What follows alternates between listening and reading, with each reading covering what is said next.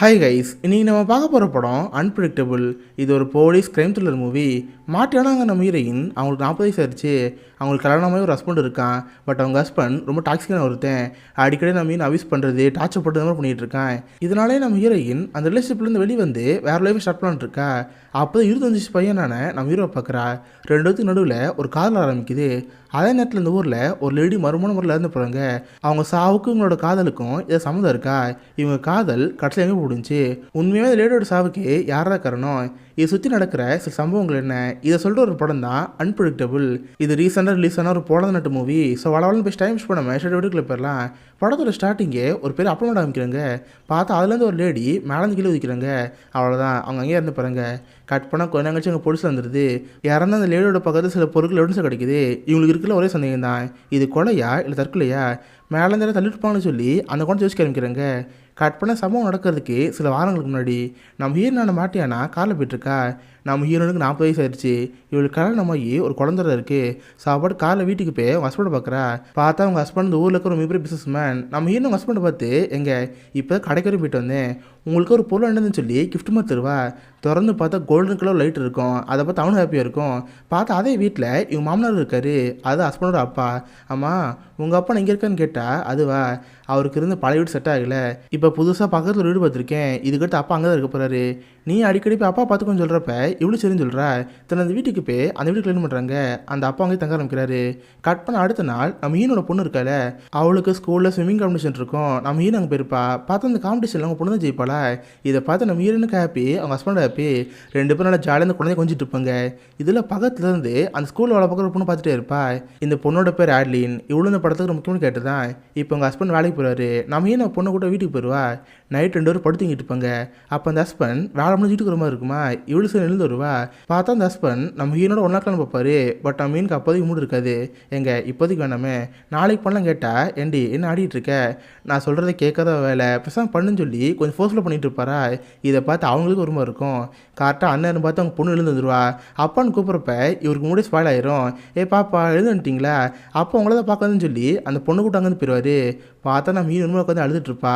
அப்போ தான் தெரியுது இவங்க ஹஸ்பண்ட் ஒரு நம்பர் 1 சைக்கோ. சில நேரம் நல்லா இருப்பான், சில நேரம் பார்த்தா மோசமாக இருப்பான்.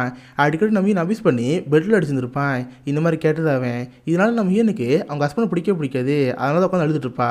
கட் பண்ண அடுத்த நாள் கால் ஆயிரும். நம்ம ஹீனுக்கு பெஸ்ட் ஃப்ரெண்ட் ஒருத்தி இருப்பா. அவள் பேர் அழிஜா. பார்த்தா நம்ம மீனோட ஹஸ்பண்டை பற்றி நியூஸில் போயிட்டுருக்கோம். ஏன்னா அவள் பிஸ்னஸ் பண்ணாச்சா. அதெல்லாம் பார்த்துக்கிட்டே நம்ம மீன் ஃபோன் அடிப்பா. என்னடி காலையில் உங்கள் ஹஸ்பண்டை பற்றி நியூஸ்லாம் போகிறாங்கன்னு சொல்கிறப்ப வேற என்ன இருக்கும், அவர் ஒரு பிஸ்னஸ் பண்ணாச்சு, அவரை பற்றி புடவை வச்சுவாங்கன்னு சொல்கிறப்ப சரி நான் ஃபோன் பண்ண மாட்டேன் சொல்லிடுறேன். என் பையன் ரொம்ப நாள் கழிச்சு இன்னைக்கு வீட்டுக்கு வரான். அவன் காலேஜெல்லாம் முடிஞ்சிருச்சு. இன்றைக்கி அவனை பார்க்க போகிறேன். நீ வேணா என் வீட்டுக்கு வருவேன் வந்து என் பையனை பாருன்னு சொல்கிறப்ப அவங்களும் ஹாப்பியாக தான் இருக்கும். இந்த அம்மாவும் சரின்னு ஃபோன் சொல்லுவாங்க. கொஞ்ச நேரத்துலேயே அந்த பையன் வீட்டுக்கு வந்துடுவான். இவன் தான் அந்த படத்தோட ஹீரோ. இவனோட பேர் டேனியல். இவனுக்கு 25 வயசு இருக்கும். அவங்க அம்மாவுக்கும் அவன் பையனை பார்த்து ரொம்ப ஹாப்பியாக இருக்கும்.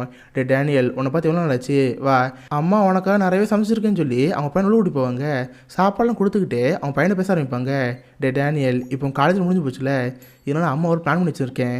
பேசாமல் நம்ம 2 வருஷம் சேர்ந்து ஒரு பிஸ்னஸ் ஆரம்பிப்போம். அதை வச்சு வாழ்க்கை ஓட்டுவோன்னு சொன்னால் அந்த பையனுக்கெல்லாம் பிடிக்காது. இங்கே பாருமா, எனக்கு இதெல்லாம் தேவையில்லை. சொல்லப்போனால் நான் இப்போ ஒரு அடல்ட்டு, நான் என்ன செய்யணும் எனக்கு நல்லாவே தெரியும். நீ ஒன்றும் சொல்ல தேவைன்னு சொல்கிறப்ப இதை பார்த்து நம்ம ஒரு முறை ஆயிரும். ஒரு முறை அழுதுட்டு சைக்கிள்ட்டு அங்கே கிளம்பி போயிடுவாங்க. பார்த்தா கொஞ்ச நேரம் கழிச்சு நம்ம ஹீரோயின் அதே வீட்டுக்கு வருவா. கரெக்டாக அண்ணன் பார்த்து அந்த போய் குளிக்க போயிருப்பான். துண்டை கட்டு இந்த கதவை திறக்கிறப்ப பார்த்தா நம்ம மீன் வந்துருப்பாளா. நம்ம ஹீரோனுக்கு இந்த பையனை பார்த்து ஒரே ஆச்சரியமாக இருக்கும். டேனியல், நீயாடா இது, பாரா எவ்வளோ பசங்க வந்துட்ட. கடைசி நான் பார்க்குறப்ப உன் தலை எனக்கு கீழே இருந்துச்சு. பட் இப்போ பார்த்தா ஆள் ஹைட் ஆகிட்டியே. சரி உங்கள் அம்மா என்ன கேட்டால் அதுவா, வந்த உடனே எனக்கு எங்கள் அம்மாவுக்கு சின்னதாக சண்டை, நல்லா கோச்சிட்டு போயிட்டாங்க. வரது கொஞ்சம் லேட்டாகனு சொல்கிறப்ப இவளுக்கு ஒரு வேலை இல்லை. சரி நாளைக்கு நம்ம எங்கேயாவது வெளியே போவோம்னு சொல்லி அங்கேருந்து கிளம்பி போயிடுவாங்க. கட் பண்ண அடுத்த நாள் நம்ம ஹீரோயினா ஃப்ரெண்டு சேர்ந்து ஒரு பிக்னிக் மாதிரி போயிருப்பாங்க. பார்த்தா நம்ம ஹீரோ குழந்தை கூட்டு வந்துருப்பா. அதுக்கேற்ற மாதிரி ஒரு ஃப்ரெண்டும் அவன் பையனை கூட்டு வந்துருப்பா. எல்லோரும் நல்லா ஜாலியாக லேக்கில் குடிச்சிருப்பாங்க. அப்போ அந்த பையன் சர்ஃப் போட்டு எட்டு வந்து அந்த லேக்கில் சுற்றிட்டு இருப்பானா. இது பார்த்து மீன் குடும்ப ஆசையாக இருக்கும். அந்த பையன் ஹீரோனை பார்த்து, என்ன ஆண்டி உங்களுக்கு இல்லை போன ஆசை இருக்குன்னு கேட்டால் அவளை ஆமான்னு சொல்லுவா. சரி வாங்க உங்களை எப்படி நீ கேட்குற காட்டுறேன்னு சொல்லி நம்ம மீனை தூக்குவான். அப்போ தெரியாதனமாக நம்ம ஹீரோட ப்ரெஷ்ஷில் கை போட்டுரும். இதை பார்த்து அவனுக்கு ஒரு மாதிரி இருக்கும். நம்ம ஹீரோனுக்கு அந்த பையனை பார்க்குறப்ப ஒரு ஃபீல் கிடச்சிருக்கும். நேற்று கூட இந்த பையனை துண்டோட பார்த்துருப்பால, அந்த பைப்பாக ஃபிட்டாக இருந்திருப்பான். சொல்லப்போனால் இவளுக்கு அந்த பையனை பிடிச்சி போச்சு. ஸோ 2 பேரும் நல்லா ஜாலியாக அந்த லேக்கில் குளிச்சுட்டு இருப்பாங்க. தென் அதுக்கப்புறம் நம்ம மீன் கரைக்கு வந்துடுவா. பார்த்தா ஃப்ரெண்டு ரொம்ப சோகமாக இருக்க மாதிரி இருக்கும். ஹே என்னாச்சு, எதுக்கு ரொம்ப சோகமாக இருக்குன்னு கேட்டால் அதுவா, இப்போ தான் என் பையன் காலேஜில் முடிச்சுட்டு வந்தான். பார்த்தா வேலைக்கு எங்கேயோ போகிறங்கிற பேரில் என்னோட போகிறத சொல்கிறான். எனக்குன்னு புதுசு யாரும் இல்லை, என் பையன் ஒருத்தன் தான் இருக்கான். இவனு என்ன விட்டு போயிட்டா எனக்கு யார் தான் இருக்கா, அதை சோகமாக்குன்னு சொல்கிறப்ப வேறு என்ன பண்ணுறது. இப்போ அவன் பெரிய பையன் ஆகிட்டான், நம்மளால தடுத்து நிறுத்த முடியாது. அவன் போக்கெல்லாம் போட்டுன்னு சொல்கிறப்ப இதை பார்த்து இந்த ஃப்ரெண்டுக்கு ஒரு மாதிரி இருக்கும். சில அந்த பிக்னிக்லாம் முடிஞ்சுட்டு நம்ம இன்னும் வீட்டுக்கு வந்துடுவா. பார்த்தா குழந்தைய விட்டு வீட்டுக்கு வரப்ப அவங்க ஹஸ்பண்ட் சமூகத்தில் இருப்பார். ஏ மாட்டியாண்ணா எங்கே போனேன், நானும் ரொம்ப நாள் ஃபோன் அடிச்சுட்டே இருக்கேன், ஃபோன் எடுக்க வெளியே, அப்படி எங்கே போனேன்னு கேட்டால் அதுவாங்க சும்மா என் ஃப்ரெண்டோட அவுட்டிங் போனேன், போகிறப்ப ஃபோன் இங்கே வச்சுட்டு போயிட்டேன். எங்க ஏதாவது பிரச்சனைன்னு கேட்டால் ஒன்றும் இல்லை, இப்போ குழந்தை ரூம் விட்டுவான்னு சொல்கிறப்ப இவ்வளோ சொல்லி குழந்தை ரூம் விட்டு வருவா. வந்து அடுத்த செகண்டு போட்டு பிடிச்சி நடிப்பான். ஏன்டி உனக்கு என்ன தெரிய இருக்கும், இதுக்கு அடுத்து என்கிட்ட சொல்லாமல் இங்கே வெளியே போவியா, இதோ உனக்கு கடைசின்னு சொல்லி போட்டு அடி அடிச்சிருப்பான். அடிச்சடியில் பார்த்தா நம்ம மீன் கழுத்து ரத்தமே வந்திருக்கும், அதில் கடிச்சிருப்பான். இந்த மாதிரி தான் நம்ம ஹீரோன வாழ்க்கை ரொம்ப டாக்ஸிக்காக இருக்குது. கட் பண்ண அடுத்த நாள் காலையில் அந்த ஆட்லிங்கிற பொண்ணை வைப்பாங்க. இதுதான் அந்த ஸ்கூலில் ஸ்விமிங் பூல் பார்த்துருப்பாள் அந்த பொண்ணு தான். பார்த்தா அந்த பொண்ணும் டேனி லவ் பண்ணிட்டு இருப்பாங்க. அது போக இந்த பொண்ணுக்கு ஒரு பழக்கம் இருக்குது. இந்த பொண்ணுக்கிட்ட சில சீக்கிரம் கேமரா இருக்கும், அது யாருக்கு தெரியாமல் ரூமில் வச்சுருந்துருவா. அதை அப்படியே ஃபோனில் பார்த்துட்டு இருப்பா. இது மாதிரி பழக்கம் அவளுக்கு இருக்கும். ஸோ அவளும் நம்ம டேனியலும் நல்லா ஜாலியாக சிரிச்சு பேசிட்டு இருக்காங்க. தென் அதுக்கப்புறம் நம்ம ஹீரோவை வீட்டுக்கு கூட்டி போவா. 2 பேரும் கிஸ் பண்ணி ஃபிசிக்கல் ஒன்றாக்கலாம் வைப்பாங்க. சடனாக அவங்க ரூம்குள்ளே நிற்கிற மாதிரி இருக்குது. யாருன்னு பார்த்து ஆட்லினோட அம்மா தான். இதை பார்த்து ஹீரோ குறுமை இருக்கும். ஹே உங்கள் அம்மா நான் பார்க்குறான்னு கேட்டால் ஒன்றும் இல்லை, நீ பேசாமல் இங்கேருந்து போ, நான் எங்கள் அம்மா பார்த்துக்கிறேன்னு சொல்லி அந்த பையனுக்கு அனுப்பி வச்சிருவா. அப்போ தான் தெரியுது ஆட்லினோட அம்மா மணலாம் பாதிக்கப்பட்டவங்க. இவ வயிற்றில் கருவாக இருந்தப்போ அவங்க அப்பாவை விட்டுட்டு போயிட்டாரு. இப்போ வரைக்கும் ஆட்லின் அவங்க அப்பா பார்த்ததே இல்லை, அவங்க அப்பா யாரும் கூட தெரியாது. அந்த அதிர்ச்சியில் எங்கள் அம்மாவுக்கு மணலாம் பாதிக்கப்பட்டிருக்கும். அடிக்கடி டேப்லெட் போடுவாங்க. அப்படி டேப்லெட் போடலைன்னா இப்படி தான் அங்கே டலைஞ்சிட்டு இருப்பாங்க. ஸோ நம்ம ஹீரோ எங்கள் அம்மா சமாதானப்படுத்தி ஓரமாக்கா இருப்பா. இப்போ நம்ம ஹீரோ வீட்டுக்கு வந்துடுவான். பார்த்து அவங்க அம்மா கேள்வி கேட்டுட்டு இருப்பாங்க. டேனியல் எங்கே போனேன், வெளியே போனது சொல்லிட்டு போக மாட்டேன்னு கேட்டால் இங்கே பாருமா நான் ஒன்றும் சின்ன குழந்தை கிடையாது, எனக்கு எங்கே போகணும் எங்கே வேணும் நல்லாவே தெரியும், நீ தோணாதான் கேள்வி கேட்காதுன்னு எங்கே நான் அம்மா பார்த்து பேசிட்டே இருப்பானா. இதை பார்த்து லைட்டு ஒன்று வருத்தமாக இருக்கும். கட் பண்ண அப்படியே நம்ம ஹீரோ வைப்பாங்க. பார்த்தா வீட்டில் இருப்பா. காலைல உங்கள் ஹஸ்பண்ட் எழுந்து வந்து பூங்கொத்தில் கொடுப்பான். சாரிம்மா நேற்று ஏதாவது கோவத்தில் அடிச்சிட்டேன், என்னை மன்னிச்சிரு, இதுக்கிட்ட நான் இந்த மாதிரி பண்ணவே மாட்டேன். பார்த்தியா காலங்காலத்தில் மொதல் வேலையாக உனக்கு நெக்லஸ் வாங்கிட்டு வந்தேன், இதை போட்டுக்கோன்னு சொல்லி நெக்லஸும் கொடுப்பான். அதாவது காலைல அம்பி மாதிரியும் நைட் அண்ணன் மாதிரியும் இருக்கான். இதை பார்த்து நம்ம மீனுக்கு ஒரு மாதிரி இருக்கும். சரின்னு அவங்க ஹஸ்பண்ட் ஆஃபீஸ்க்கு அனுப்பி போயிட்டு அவங்க மாமனார் வீடு இருக்குல்ல அந்த வீட்டுக்கு போவா. அங்கே போய் சில வேலைலாம் பார்த்துருக்கிறப்ப அவங்க மாமனை மீனை பார்த்து கேட்பாரு. என்னம்மா கழுத்துக்கிட்ட காயமாக இருக்கே, என் பையன் எதுவும் நடிச்சேன்னு கேட்டால் அப்பெல்லாம் ஒன்றும் இல்லை மாமா, நேற்று நைட் நல்லா தான் சொல்கிறப்ப நடிக்காதுமா, உன்னை பார்த்தாலே தெரியுது என் பையன் நல்லா பண்ணியிருப்பான்னு சொல்லி. எனக்கே நல்லாவே தெரியும் என் பையன் சைக்கோன்னு சொல்லிட்டு. இங்கே பாரு நான் கூட சொல்கிறது ஒன்று தான், உன் வாழ்க்கை நல்லா இருக்குன்னா பேசாமல் என் பையனோட ஓடி போயிரு, இல்லைன்னா ஒரு நாள் அவனை கொண்டாலும் கொண்டுருவான். இதெல்லாம் ஒய்ஃபோட நகை தான், இப்போ வரைக்கும் வேஸ்ட்டாக தான் இருக்குது, இது கூட விற்று நீங்கள் போய் செட்டில் ஆகிக்கோ, என் பையனை மட்டும் பார்க்க வரான்னு சொல்கிறப்ப இதை பார்த்து அவளுக்கு ஒரு மாதிரி இருக்கும். சொல்லப்போனால் அவளே இது மாதிரி வச்சுட்ருப்பா. கட் பண்ணால் அப்படியே அந்த ஆட்லிங்கிற பொண்ணை வைப்பாங்க. அவள் பார்த்து வீட்டில் இருப்பா. அவங்க அம்மா டேப்லெட் போட்டுக்க மாட்டாங்களா, திடீர்னு வியாபாரம் பே பண்ண ஆரம்பிப்பாங்க. வீட்டில் இருக்கிற பொருட்கள்லாம் ஒன்றும் எடுத்துகிட்டு இருப்பாங்களா. அவன் மேலே பார்த்து ஒரு பாக்ஸ் மாதிரி இருக்கும், அந்த பாக்ஸ் இருப்பாங்களா. அம்மா என்ன பண்ணிகிட்டு இருக்க, பேசாமல் கீழே இறங்குன்னு அவங்க அம்மா கீழே இருக்குவா. அப்போ அந்த பாக்ஸ்லேருந்து ஒரு ஃபோட்டோ கீழே விழும். பார்த்து எங்கள் அம்மா சின்ன வயசில் ஒரு ஆள் கூட இருக்கிற மாதிரி இருக்குது. அந்த ஆள் யாருன்னு பார்த்தா இப்போ நம்ம இன்னொரு ஹஸ்பண்டாக இருக்கார்ல அந்த ஆள். இவராக தான் இவன் படத்தோட ஸ்டார்டிங்லேயே ஸ்விமிங் பூலில் பார்த்துருப்பாளே, அது போய் ஒரு பிஸ்னஸ் மேனு. இவர் போய் தேடி பார்ப்போன்னு ஆன்லைன் செக் பண்ணி பார்க்குறா. பார்த்தா அவர் ஃபேஸும் இவங்க அம்மாவோட பழைய போட்டோவில் இருக்கார்ல அவர் ஃபேஸ் ஒரே மாதிரி இருக்குது. ஸோ அப்போனா இவர் தான் நம்ம அப்பாவாக இருப்பாரோ, நம்ம அம்மாவை ஏமாற்றிட்டு போனவர் இவராக தான் இருப்பாருன்னு சொல்லி இவளுக்கு சந்தேகம் வருது. உடனே வேகமாக சைக்கிள் எடுத்துகிட்டு அவள் ஸ்கூலுக்கு போகிறா. பார்த்தா நம்ம ஹீரோனோட ஹஸ்பண்டும் அவரோட பொண்ணு ஸ்விமிங் பூல் குளிச்சுட்டு இருப்பாங்க. இவளுக்கு ஒரு மாதிரி இருக்கும். அவரை பார்த்து டேரக்டாக கேட்கலாமா, டேரக்டாக கேட்டு என்ன சொல்லுவார், இன்னும் தயக்கம் வந்துட்டே இருக்கும். கட் பண்ண அதே நேரத்தில் நம்ம ஹீரோ வைப்பாங்க. அவள் குழந்தைய கூப்பிடுறதுக்கு இங்கே வந்திருப்பா. அதுக்கேற்ற மாதிரி நம்ம ஹீரோவும் ஆட்லினை பார்க்க இங்கே வந்திருப்பான். 2 பேரும் ஒருத்தர் பார்க்குறப்ப ஹே டேனியல் இங்கே என்ன பண்ணிட்டு இருக்க, யாரை பார்க்க வந்து கேட்டால் சும்மா தான் இங்கே வந்தேன், நீங்கள் எதுக்கு இங்கே வந்தீங்கன்னு சொல்லி ஜாலி சிரிச்சு பேசிட்டு இருப்பாங்க. 2 இடத்துக்கு நடுவில் ஒரு பாண்டிங் இருக்குல்ல, ஆனால் நல்லாவே பேசிகிட்டு இருப்பாங்க. கரெக்டாக இந்த விஷயத்தை அவங்க புருஷன் பார்ப்பான். கார்லேருந்து ஹார்ன் அடிக்கிறப்ப இதை பார்க்க நம்ம மீன் புரிஞ்சு போச்சு. சரி டேனியல் நான் உங்கள் அம்மா கிட்ட சொல்லி இப்போ நான் இங்கேருந்து போயிட்டு வரேன்னு அவள் பாட்டு காரில் ஏறுவா. அவங்க ஹஸ்பண்ட் பர்சனல்ஸில் ஆமாம் அந்த பையன் யார், எதுக்கு நீ அவங்கள்ட்ட பேசியிருந்தேன்னு கேட்டால் ஒன்றும் இல்லைங்க என் ஃப்ரெண்டோட பையன் தான், அது சும்மா பேசுன்னு சொல்லி எப்படி சமாளம் கூட கூட்டி போயிடுவா. இப்போ நம்ம ஹீரோவாக அந்த ஆட்லிங்கிற பொண்ணை பார்ப்பான். 2 பேர் சேர்ந்து ஒரு லேக் போவாங்க.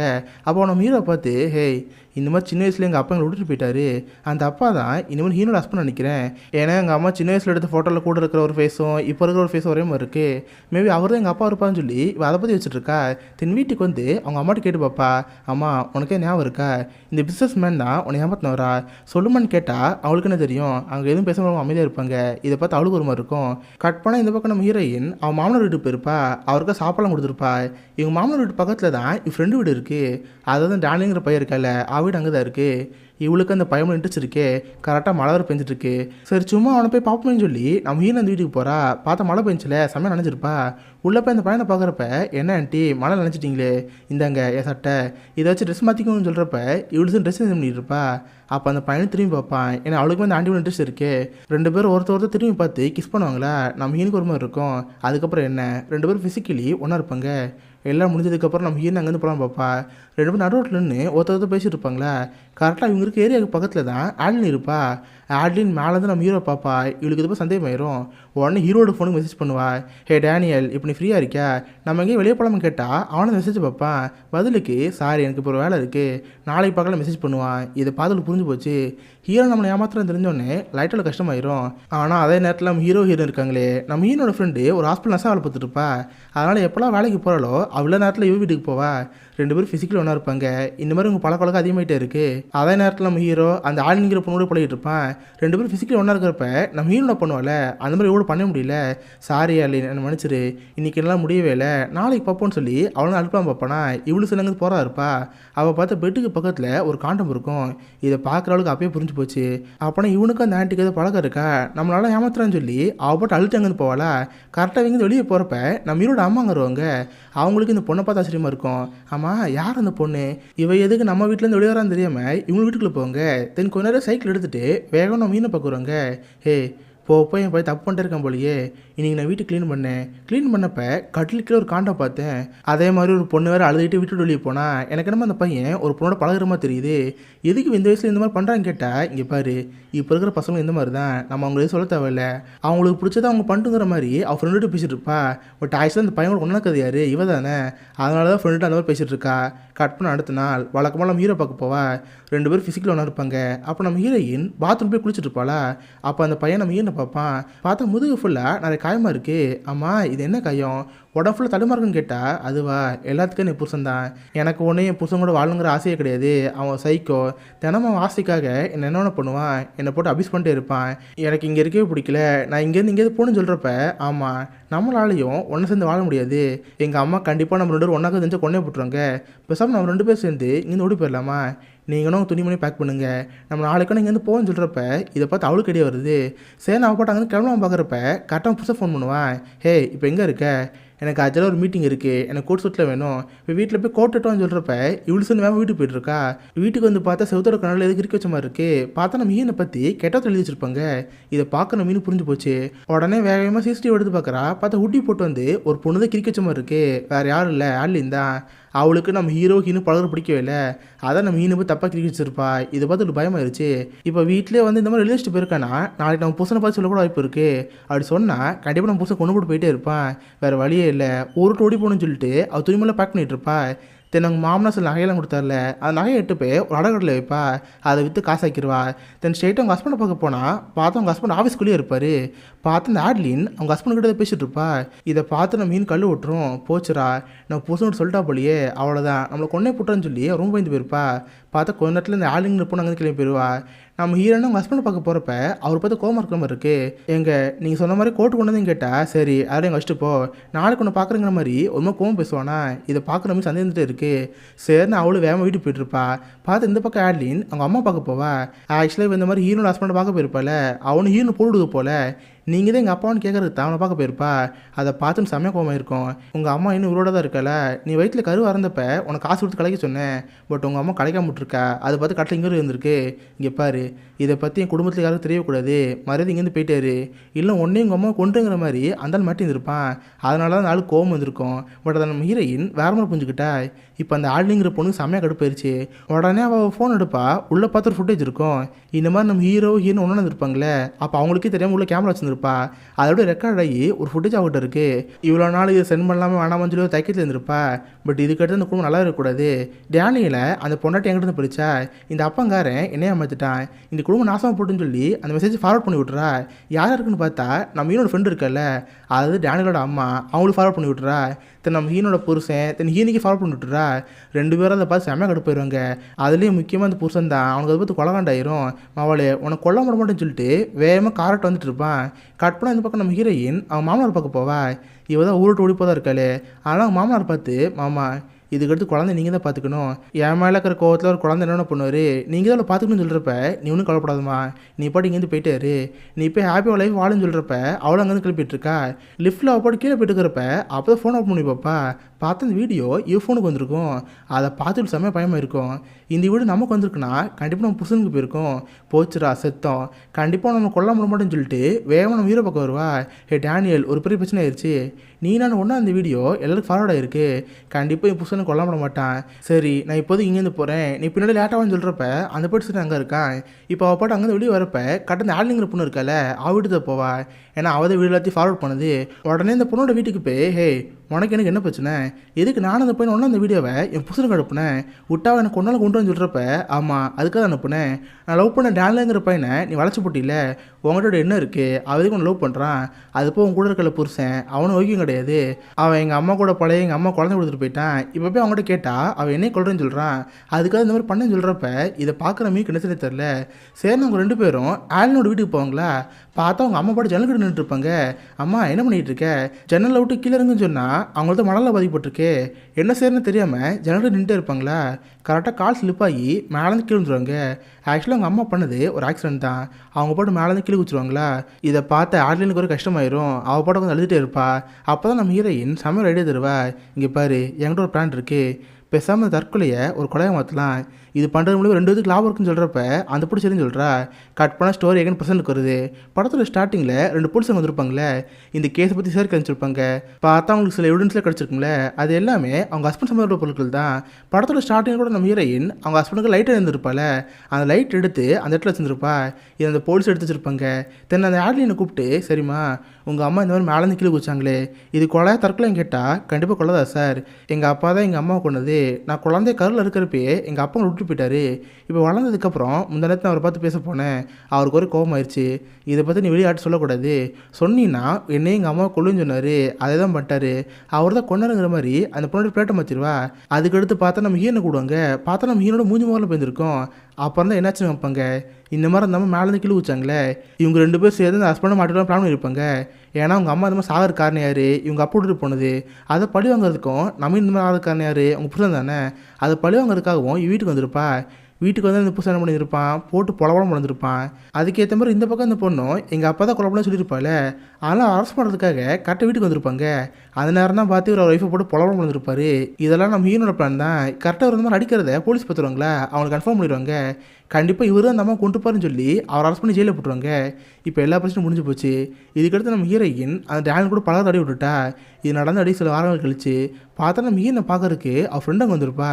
ஏண்டி நான் உனக்கு என்ன துரோகம் பண்ணேன், எதுக்கு நீ என் பையனோட ஒன்றா தான் கேட்டால், சாரி என்னை மன்னிச்சிரு, நான் ஒன்று எந்த ஒரு நோக்கத்துலையும் பையனோட ஒன்றா இருக்குல்ல, இது தானே நடந்தது, என்னை மன்னிச்சிருன்னு சொல்கிறப்ப சரி நான் இதுக்கு வந்து நான் பார்க்கவே மாட்டேன், அதுக்கேற்ற மாதிரி நீயும் என் பையனை பார்க்கக்கூடாது, இது எதோட முடிஞ்சுன்னு சொல்லிட்டு அந்த ஃப்ரெண்டு பாட்டு அங்கே கிளம்பி போவா. பார்த்தா நம்ம ஹீரோ ஒரு மாதிரி சோமக்காக எழுதிட்டுருப்பா. இதோட அன்பிரடிக்டபிளுங்கிற இந்த ஒரு படம் முடியுது. ஸோ கண்டிப்பாக உங்கள் எல்லாருக்குமே இந்த படம் பிடிச்சிருக்குன்னு நினைக்கிறேன். அப்படி பிடிச்சிருந்தா இந்த வீடியோக்கு லைக் பண்ணுங்கள். இந்த மாதிரி வித்தியாசமான மூவிஸை பற்றி தெரிஞ்சுக்க மிஸ்டர் ஹாலிசர் கூட வச்சுக்கோங்க. உங்களோட இடத்துல நல்ல ஒரு ஆசமான வீடியோ மீட் பண்ணுறேன். அது வரைக்கும் பாய் கைஸ்.